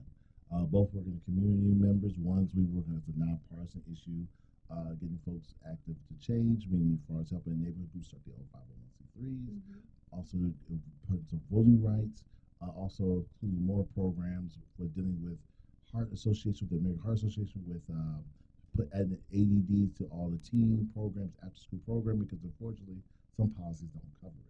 And we work with a plethora of organizations from Oakland Forward, with Kermit Williams, part of the Table of Michigan Voices, Michigan Nonprofit Association on that aspect of it. Change Initiative Action Fund is our C4, where we endorse candidates, but we also look at the judges harshly, look at them, see what judges are good for us, who's not good for us, and look at the policy work, break it down for us candidates in the state of Michigan, also outside the state of Michigan. Absolutely. We're currently still working with State Rep Mike McFall. What district does he represent? Well, currently we represent, we're in House District 8 right now. We just moved, and we're now in Warren, Centerline, and oh my goodness, Warren, Centerline, and Hazel Park. That's going to be our new district. But right now we're currently House District 8, and I'm as in-district director for that. Also, of course, have been an intricate part of several different campaigns throughout this political season. Looking forward to still working with some of those campaigns moving forward. Also, the first vice chair of the Michigan Democratic Party Black Caucus. So getting ready to get geared up to do some things around the vice president and working with her team currently right now on a few things, and building the message, building the branding, and also talking about how we're going to move Michigan forward under the guideline, under the leadership of Chairman Keith Williams. Also, the treasurer for the 13th Congressional District, which we have our convention tomorrow for the 13th. So I'm urging all 13th congressional members to come out, be a part, let your voice be heard. No, tomorrow's at IBW. The Lansing convention is the 24th or the 26th. Don't quote me on the date. Got so many dates running through my mind right now. And then also still working with additional 501c3s and 501c4s to help move the vote forward, as well as helping to move Highland Park forward. So there are a lot of things right now that I have going on, but it's, at the end of the day, it's all about serving the people and being a public servant to people. So I try to stay away from that politician word, right?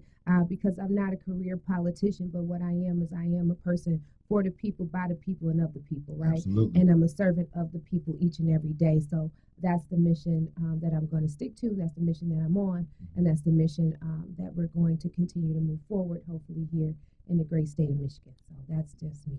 Right. Well, there's so much that's going on. This is going to be a busy weekend. We also know that the rest of this month is going to be busy because there's a lot of elected officials that are going to be regrouping, determining what their strategies are for the upcoming election come November. There are people that that didn't run in the primary whose elections are going to be in November. School board. Exactly. So there's going to be a lot. And I know, Alexis, you and I, we'll be working on a slate. Yes.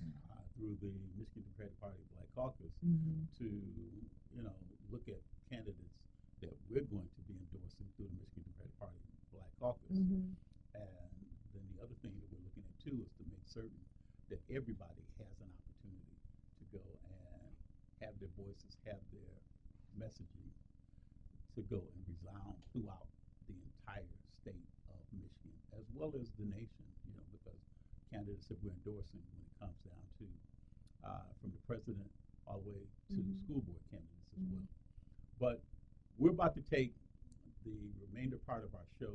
We've got President Watkins Broadcasting, Mr. R.J. Watkins, in the studio with us today, and we want to give him an opportunity to go and address an issue that occurred on the 26th of August that we'd like to make certain that everybody gets an opportunity to go and,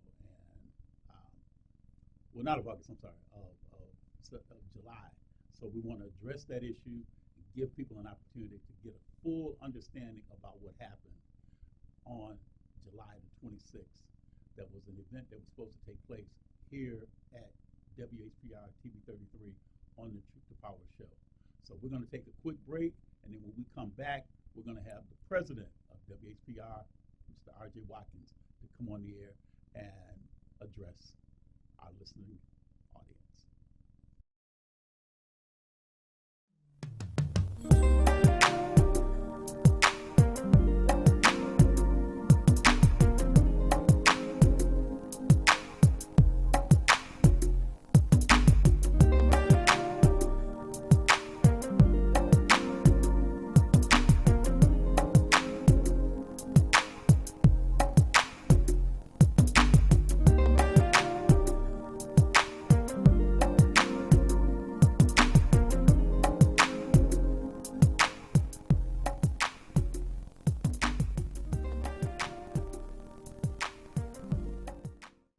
We are in our home stretch of Truth to Power today, and I am your host, Darwin Griffin, and currently I am joined in the studio by the owner, president of Watkins Broadcasting, and he is also the owner and president of WHPR TV 33, and that's Mr. R.J. Watkins, and we are also joined by the general manager of the station, and that is the lovely Miss Maxine Willis. Mr. Watkins, I'll turn this over to you, please. I guess you had some questions for me about the incident. Right.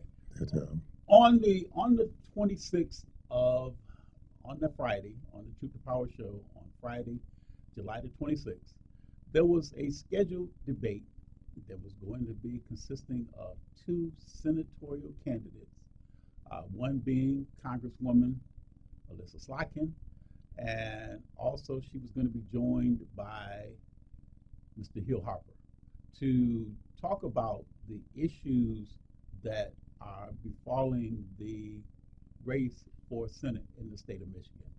And that debate was to take place in the studio of WHPR between the hour of 10 o'clock and 11 o'clock. Mm-hmm. There were parameters that were set for that debate in terms of, say, myself, who's the host of Truth to Power, as well as Bishop Edgar Vann of Second Ebenezer Church, were supposed to be the two moderators for that debate. That's right. Each camp, Mr. Watkins, had 4 members from their camp that could attend that debate.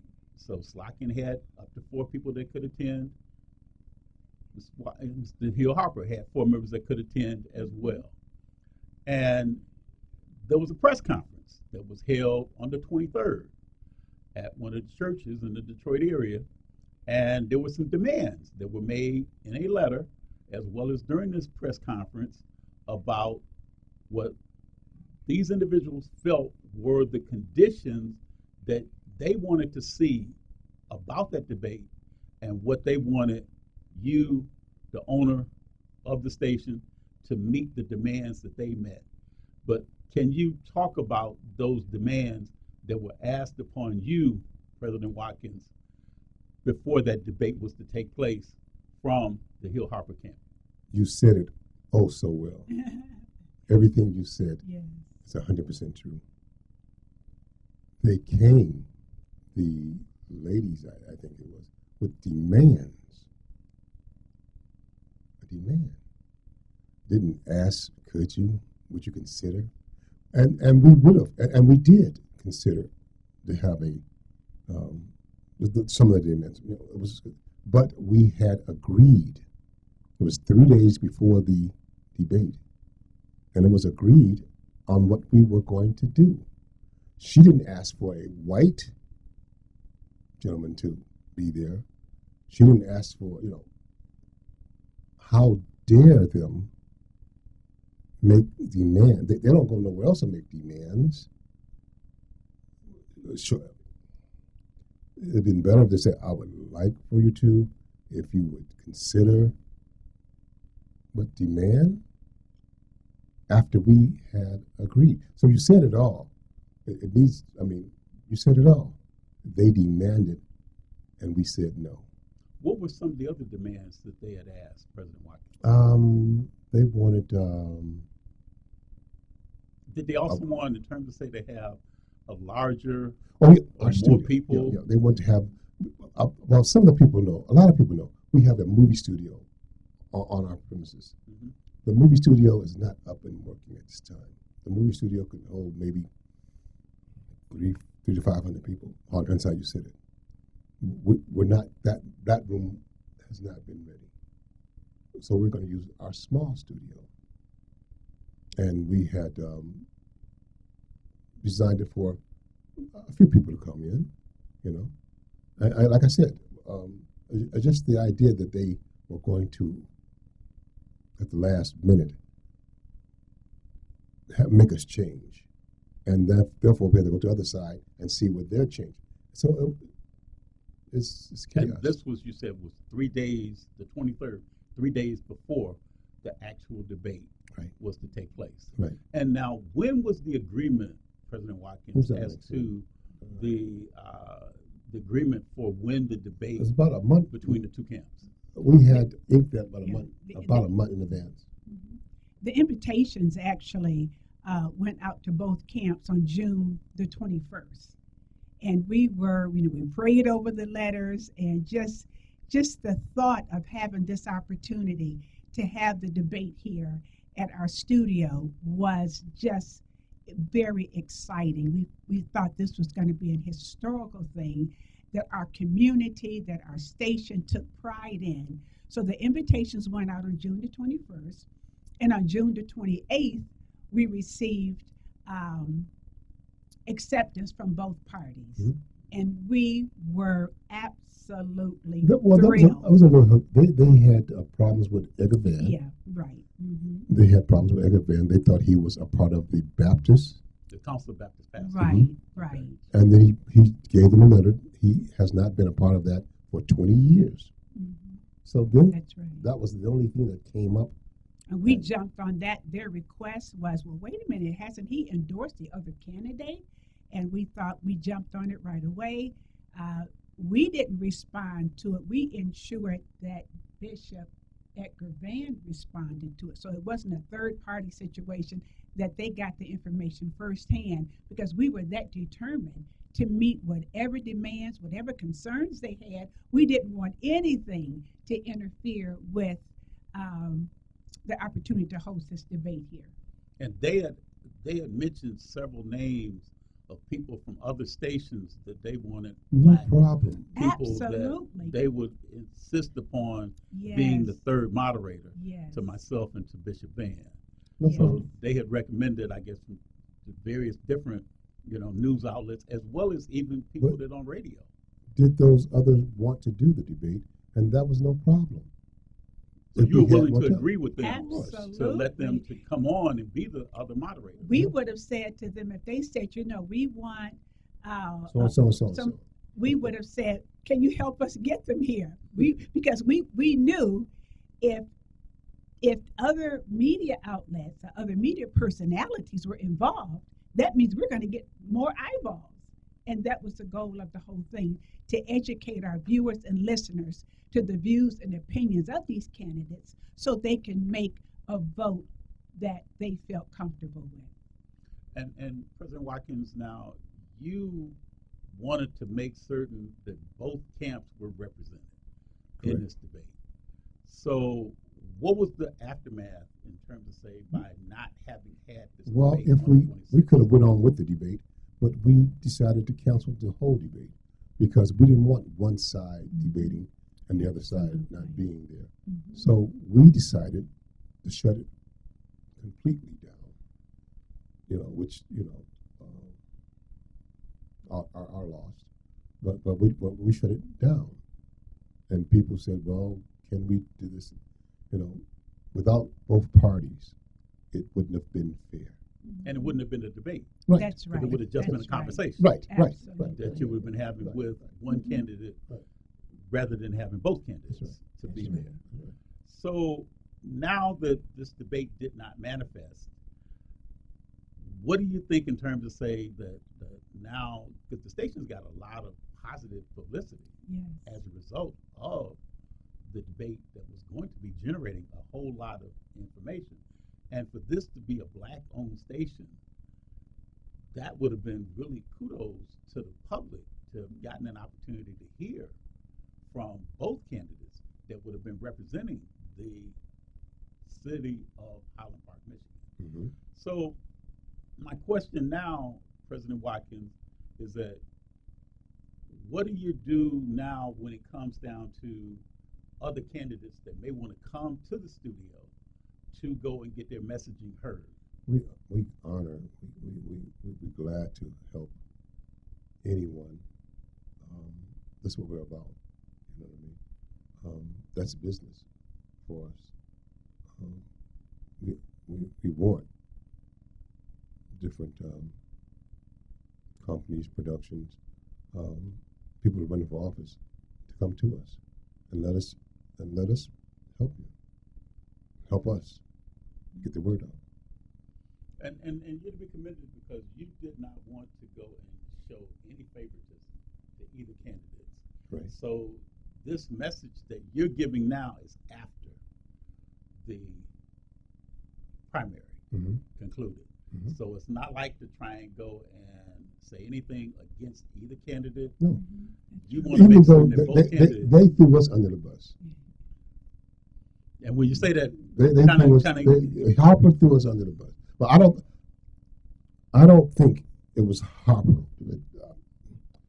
I shouldn't get personal, but he's from California. He doesn't know what's happening. He doesn't know the air of this community or what's going on. If he knew me, he wouldn't have let that came out of his camp. I don't think so.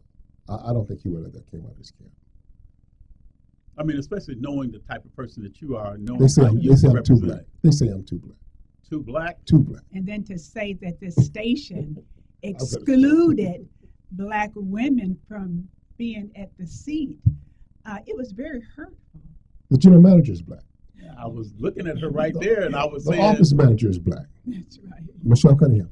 Mr. Muhammad, the graphics director is black. That's right. She's a woman. The IT girl, Renee, she's black. I could go on and on and on. So there was a plethora of black women that you could have put on the air with us. We like to choose those within our group, our camp, but we don't mind stepping out and getting somebody smarter or more education or more know how to handle those type of things. But we like to also bring someone in our camp and put them on that platform. Well, I think the thing is that, this is a lesson learned, and hopefully this will be a lesson learned by candidates in the future.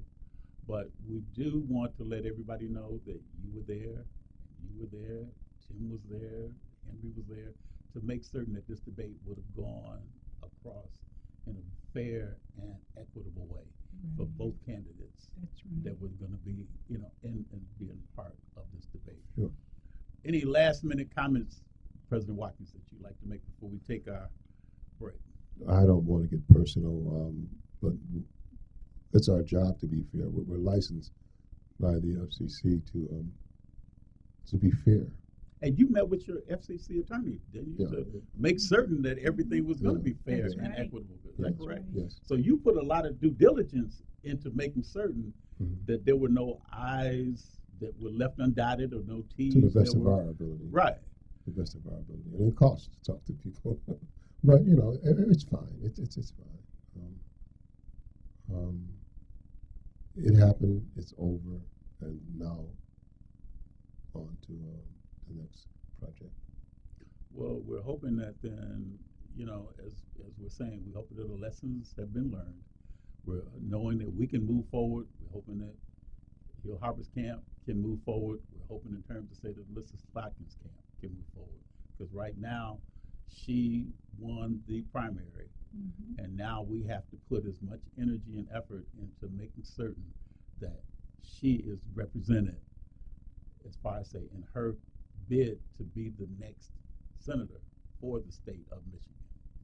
So did you want to extend an invitation to her or to the Rogers camp to come back possibly and even? Maxine, you want to Absolutely. We take pride in saying that we are the voice of the people.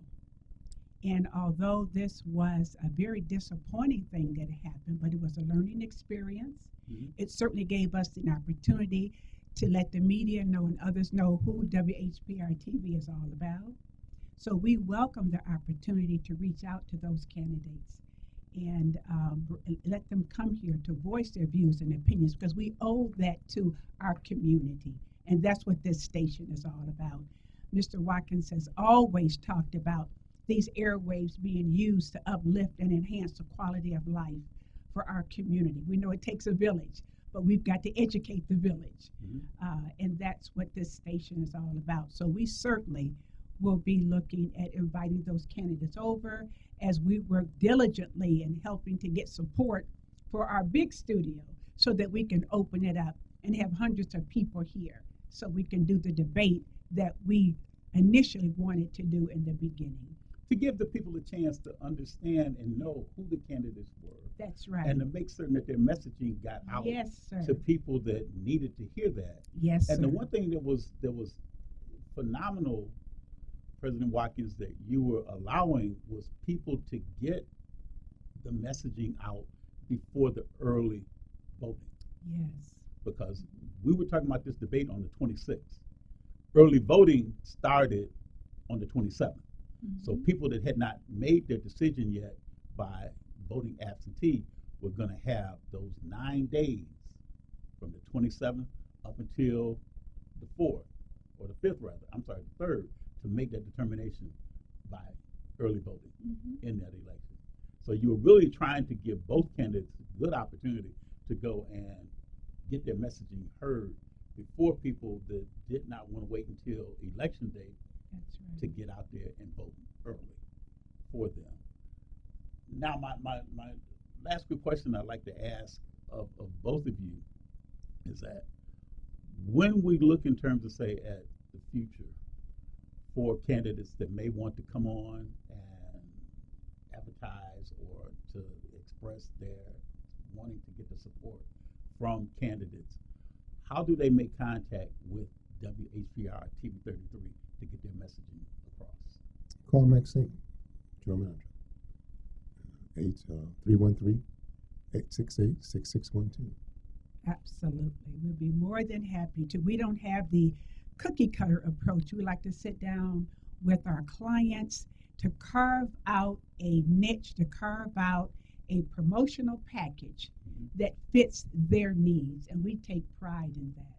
So we certainly welcome that opportunity for them to call me at 313-868-6612. And President Watkins, so if a candidate wanted to come on and possibly they could acquire some airtime to be able to promote their views and their values in the community, they can contact Ms. Willis, and she can arrange to set up time for them to come in and do the same thing. Right.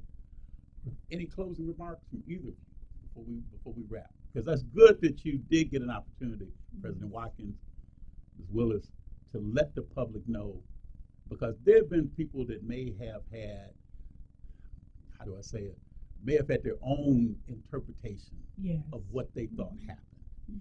And it was a lot of talk prior to the debate that one candidate may have been debating the other candidate for weeks prior to the debate.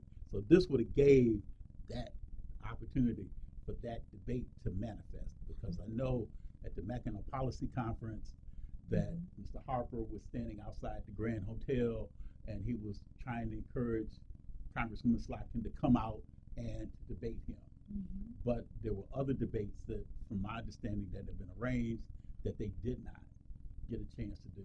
And this was the one platform in this station, this black-owned station in this city of Highland Park, that could have taken place at. And it was an opportunity that was missed. But the main thing is that, as you both have stated, you are here for candidates in the future.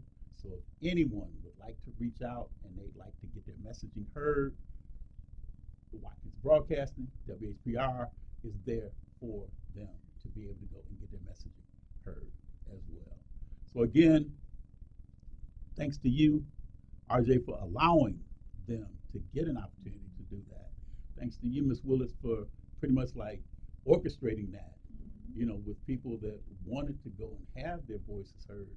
And it's apologies to the community that didn't get that opportunity heard through this debate. And also, we're affiliated with 107.5 HD2, 50,000 watts that get us all around, further than Michigan. We get out of state. We reach as far as out of state on 107.5 WHPR. So that was something that people GPR. That's something that people thought there was another misnomer too, that it was WGPR was the radio station. Yes, just the one, And there were people that were kind of saying the call letters different. Right, well, I get confused sometimes, a lot of times. WGPR, that's our sister station, our mother station. That's the station we were born at. That's WGPR, 107.5 HD2.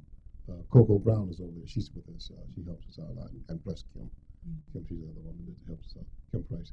But yes, we're broadcasting 7 days a week, 24 hours a day. And Mr. Hollowell, thank you for being so gracious with that. But we're on 7 days a week, 24 hours a day.